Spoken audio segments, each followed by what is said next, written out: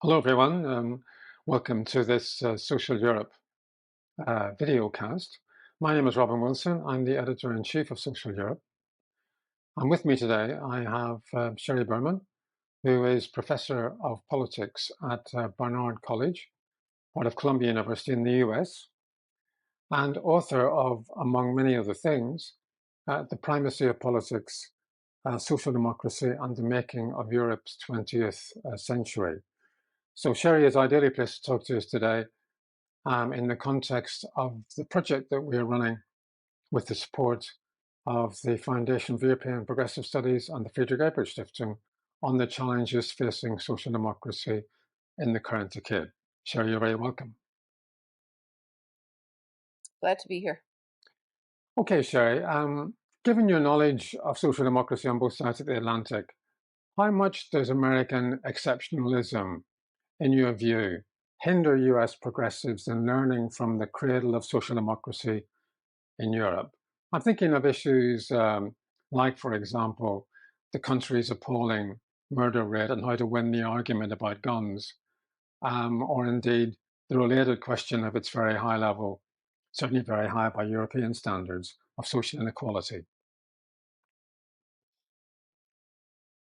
So that's obviously a great question and one of longstanding interest to people on both sides of the Atlantic. I would guess the way to start off, or the way I would start off, is by thinking about different ways in which folks on different sides of the Atlantic think about things like liberty and freedom. So, for a variety of reasons, obviously, negative freedom, individual autonomy has been a much stronger value in the United States than in Europe. And so, oftentimes, when folks on different sides of the Atlantic look at the same question, they're prioritizing different types of values or different types of views of what makes for a good life. So, folks in the United States tend to think again that sort of the highest priority is to preserve individual liberty and individual freedom, and so we have a history of being much more skeptical towards government intervention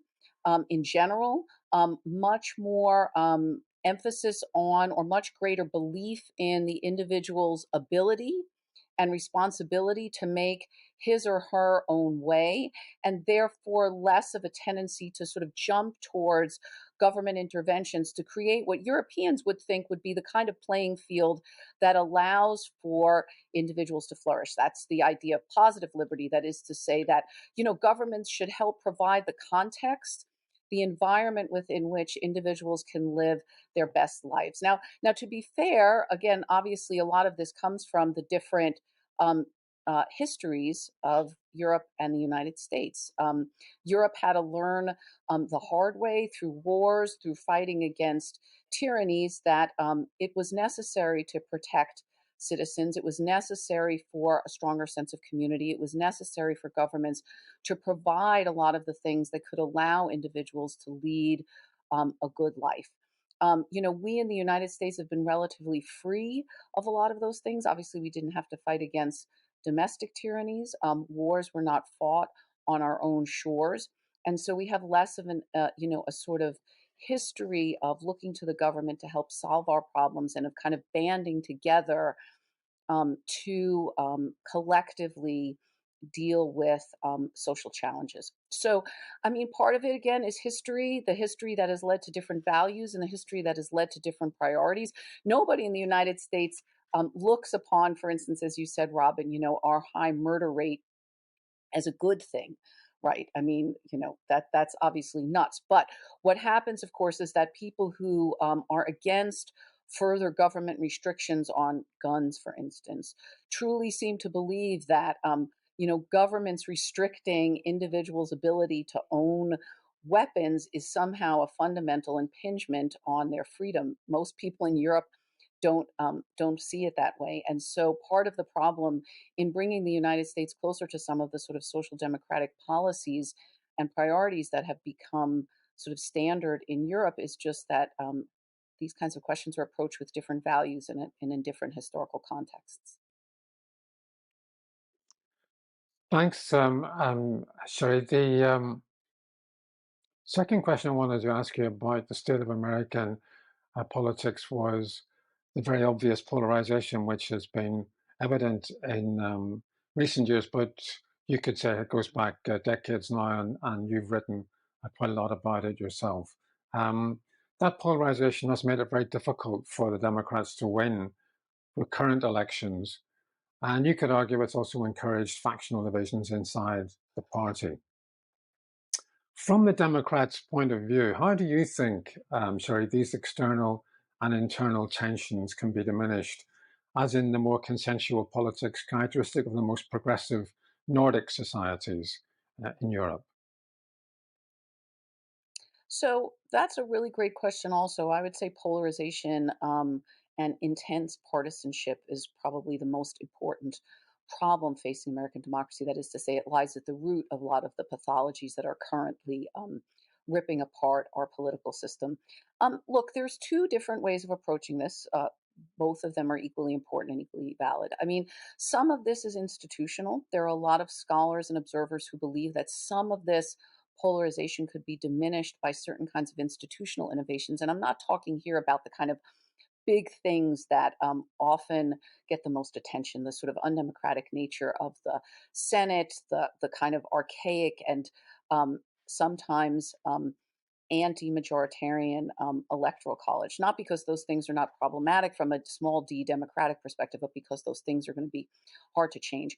But we have a whole variety of other institutional uh, norms now in the United States that increase or contribute to polarization and partisanship. One of them is our primary system, which perhaps, well, certainly inadvertently at this point, has created a real incentive, a real it has facilitated more extreme candidates winning. Part of this is because you can do that without winning a majority in a primary. Part of that is because gerrymandering has made so many districts safe. That is to say, everybody knows whether a Democrat or a Republican is going to win.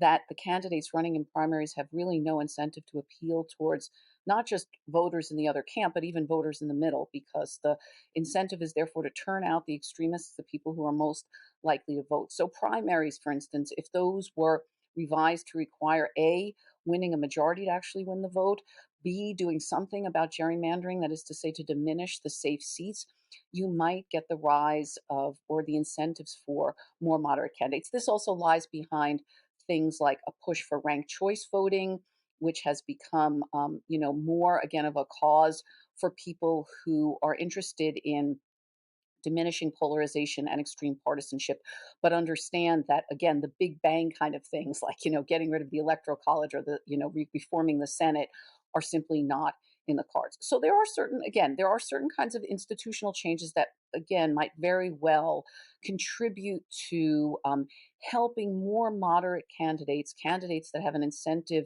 to appeal not just to the extremes to compete in and potentially win elections. The other part of the problem, obviously, is social. That is to say, that in addition to sort of institutions that have increased the incentives for extremism, we now have a country that is extremely divided geographically, by neighborhood, socioeconomically. Now, these are longer term problems. These are trends, of course, that have been building up over decades. But it seems to me that no matter how many institutional innovations we come up with, um, we are going to have to deal with the underlying socioeconomic trends that have created such divisions in our society. Americans are interacting with, living with, participating in civil society organizations with, rather than a cross section of their fellow citizens, people who are very much like them. And until we kind of address these underlying divisions, it's going to be very hard to push back against the negative partisanship, the really not just dislike of the policies of the other side, but the sense that the other side is not a legitimate participant in the democratic process unless citizens learn to understand each other, interact with each other, and recognize that we're all part of um, the same democratic, small d, democratic system. Yes, I was very struck, Sheri, by an opinion survey that was just published this week, which showed that around about 3/4 of Democrat voters and around about 3/4 of Republican voters saw those who voted for the other side as people who would bully to get their way if they could. I mean, in other words, that very high proportions of Democratic and Republican voters simply do not see those who vote for the other party as legitimately doing so. And clearly, in all the recent arguments about voter suppression and so on, this sense has come to the fore. So that would tend to bear out your claim about this lack of contact, this lack of dialogue between people from different persuasions. Yes, I mean, absolutely. The survey data is consistent on this. I mean, and it's about, as you said, equal for both Democrats and Republicans. As to say, if you ask questions about, which party represents the greatest threat to the democratic system today, you get relatively equal numbers of Republicans and Democrats saying it's the other party. Are they willing to play by the rules of the game?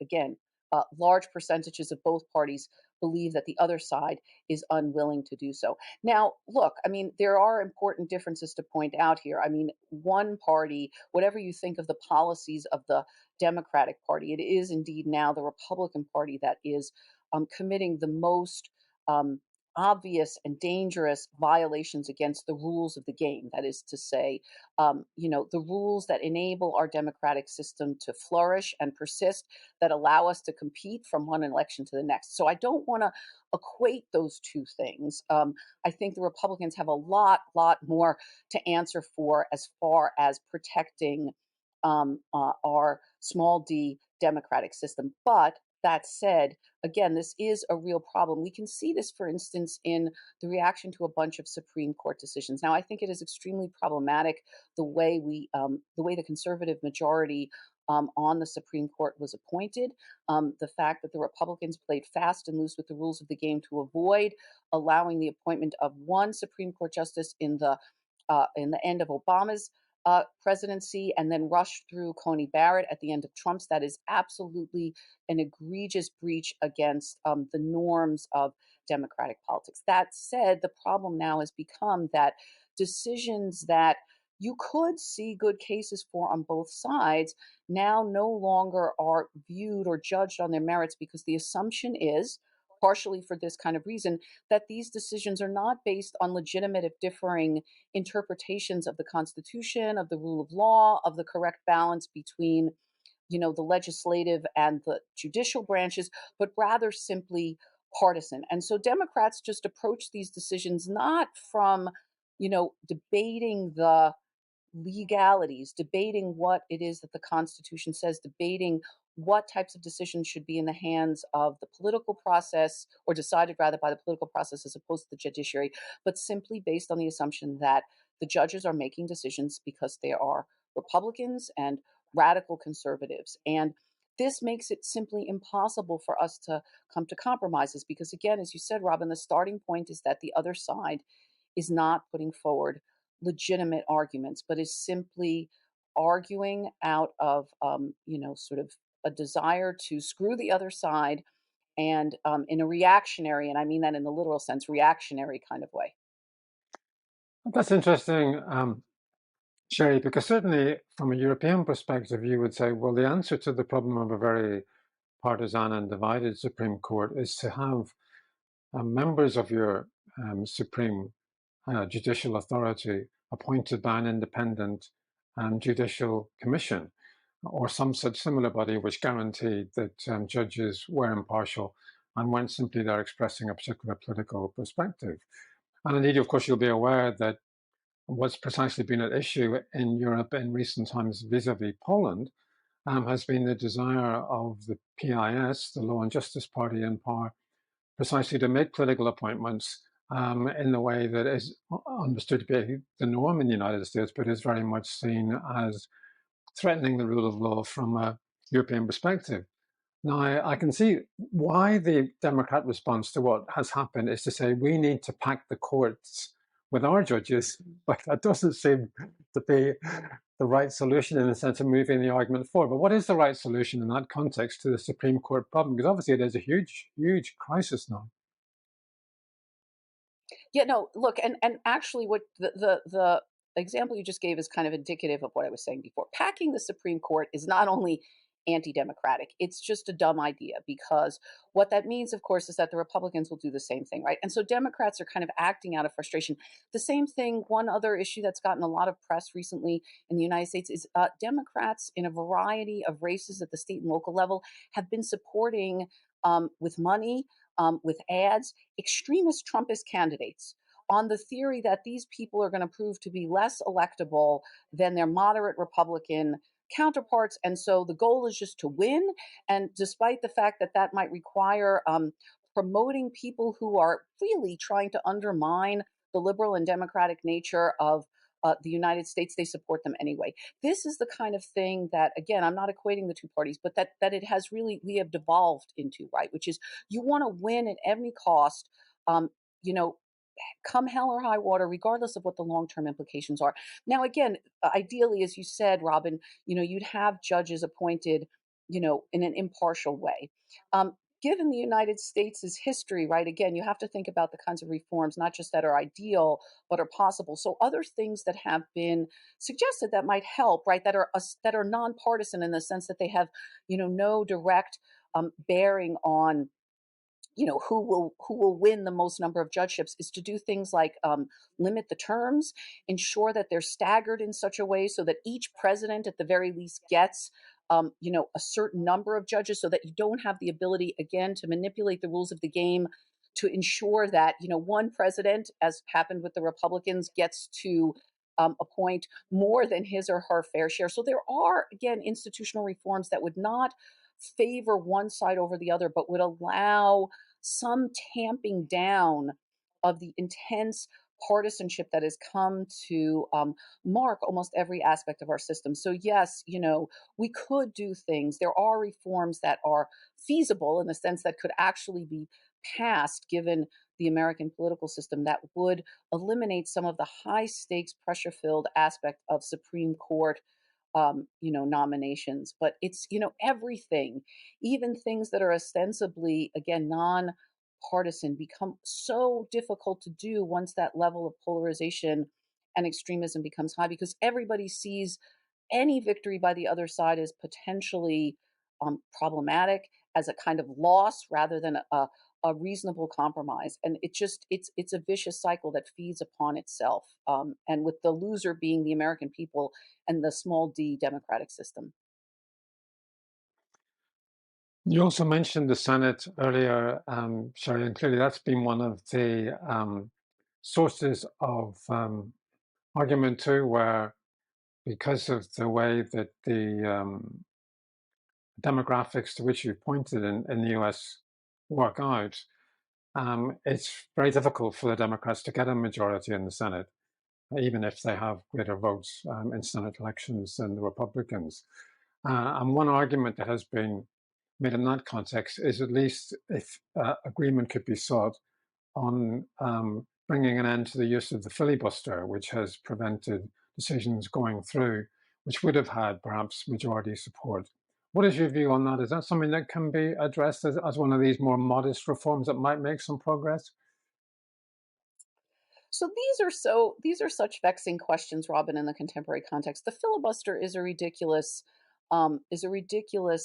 uh, uh, I don't know, institutional measure. It's obviously anti-democratic in a whole variety of ways. But again, the problem is short versus long term, and how those two things can conflict in intensely polarized situations. So let's think about that filibuster, right?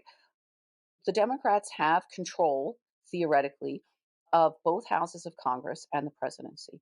The filibuster means that the amount of things that they can get passed is very limited. That is anti democratic, right? They won, they should be able to do things. However, if the Democrats scrap the filibuster now, right, let's say to pass a federal law protecting Roe, what's going to happen? Well, when the Republicans come back into office and they get a majority, which there's every reason to believe they might, they will do exactly the same thing. And then you will have a federal law perhaps that bans abortion even more widely than it's currently being banned at the state level now. So this is really the problem, right? Which is things that make sense in the short term have problematic implications over the long term if you cannot trust your opponents, if you believe that they are a threat to the system. I mean, the same thing, the same argument about the filibuster was made before. Biden really wanted to pass all these electoral reforms to sort of protect our system.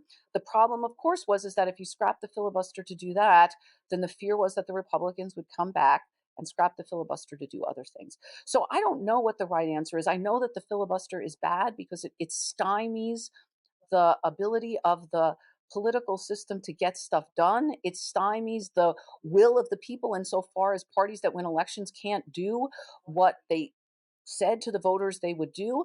But in a situation where your concern is that the other party is going to come in and do something that you cannot accept, that you feel is not just bad policy, oh, higher taxes, changes in social policy, but, you know, eliminate a woman's right to choose, push through Supreme Court nominees that you think are extreme, then you begin to think, well, maybe it's better for me not to eliminate the filibuster now because I don't trust my opponents not to do something even worse should they get power. So this kind of system, again, we are in a kind of doom loop that it seems to me cannot be broken unless we first figure out some way to moderate these parties so that they can cooperate with each other a little bit more and see the long game as opposed to just the short one. Well, you've said, or you've explained, Sheri, a number of reasons why Democrats might feel frustrated at the moment, despite nominally, as you say, having control of both houses of Congress and the presidency. But there clearly is a worry that there could be losses to the Republicans in the midterm elections coming up, such that the House could be lost as well as the Senate. And there's even, of course, the nightmare scenario of a return of someone like Trump, if not Trump himself, to the White House in 2024. How do you think these scenarios can best be avoided by the Democrats, given the difficulties with the best will in the world they have faced in trying to implement their agenda since the election of Joe Biden? That's really a great question. And I think that scenario is not at all implausible, right? That the Republicans make real gains, potentially in both houses of Congress at the midterms, and that, we have the next presidential election being between Biden, who says he wants to run despite his age, and someone, perhaps not Trump, but, Trump without the extra lunacy. Right, a DeSantis kind of character, which seems very likely, and given Biden's approval ratings, the chances of him winning, I would not, I wouldn't bet my retirement savings on. What can be done? It's a great question. I mean, this is the debate that's going on within the Republican Party. A lot of people think that. In addition to the institutional problems that we talked about before, Biden's inability to pass a lot of the legislation that he wanted, and therefore to improve the economy, which by all accounts is, voters' most, pressing concern. Most people, perhaps not the people who listen to Social Europe podcast, but most people, worry about quotidian things, right? Can I pay my bills? Is my rent going up? Do I have the money to send my children to college? What is my health care costing? And, the economy is not doing well. And equally importantly, most people do not seem to think it is going to be going well in the future. That is bad for Biden. The other issue, of course, that Democrats tear themselves apart over are social and cultural issues, which are, of course, the ones that Republicans stress the most, precisely because these are the issues where they feel correctly, I believe, that the Democrats are weakest. Republicans, talk about how terrible the economy is, but their own policies tend to be not particularly popular. Oh my goodness, and so they tend to really focus on these social and cultural issues where Democrats are really quite vulnerable. So. Trying to tamp down on those issues, the salience of those would do Democrats, I think, a lot of good, but that's a very sensitive topic within the Democratic Party. Sheri, that's been a fascinating, not necessarily desperately edifying in some ways, but That's been a very impressive tour de force of the current state of American politics and the challenges, particularly that the Democrats face. I'm very grateful to you for it. Thank you for listening, everyone. You've been listening to Sheri Berman, a professor of politics at Barnard College in the US, and author of, among other things, The Primacy of Politics, Social Democracy, and the Making of Europe's 20th Century. Many thanks to you, Sheri, for that, and many thanks to everyone for listening. Goodbye.